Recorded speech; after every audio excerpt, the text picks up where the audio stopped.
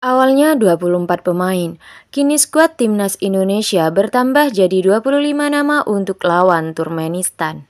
Skuad timnas Indonesia bertambah jelang menghadapi Turkmenistan pada laga FIFA Matchday di Stadion Gelora Bung Tomo, GBT, Surabaya, Jawa Timur, Jumat 8 September 2023. Semula, pelatih timnas Indonesia Sintayong memanggil 24 pemain untuk melawan Turkmenistan.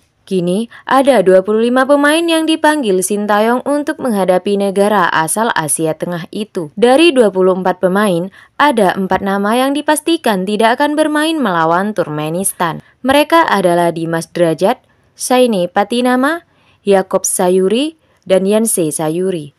Keempat itu mengalami cedera dan tidak bisa bermain dalam pertandingan nanti. Meski begitu, dari 4 nama itu hanya Dimas Drajat dan Yaakob Sayuri yang memenuhi panggilan Sintayong ke Timnas Indonesia. Perlu diketahui, para pemain Timnas Indonesia harus sudah datang untuk berkumpul di Surabaya pada Senin 4 September 2023. Sementara untuk Saini Patinama dan Yanse Sayuri tidak bisa datang. Absennya 2 pemain itu membuat skuad timnas Indonesia tersisa 22 nama. Menurut Sintayong, 22 nama itu kurang. Terlebih Dimas Drajat dan Yaakob Sayuri tidak bisa bermain meskipun sudah datang.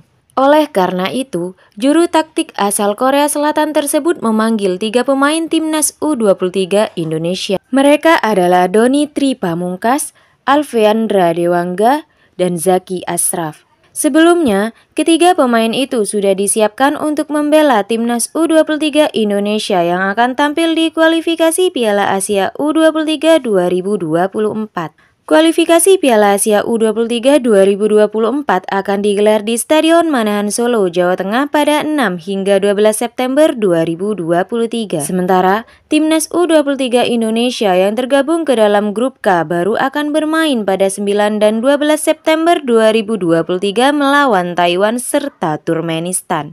Kami hanya melakukan satu pertandingan saja di FIFA Matchday ini, jadi saya putuskan tidak akan memanggil pemain baru.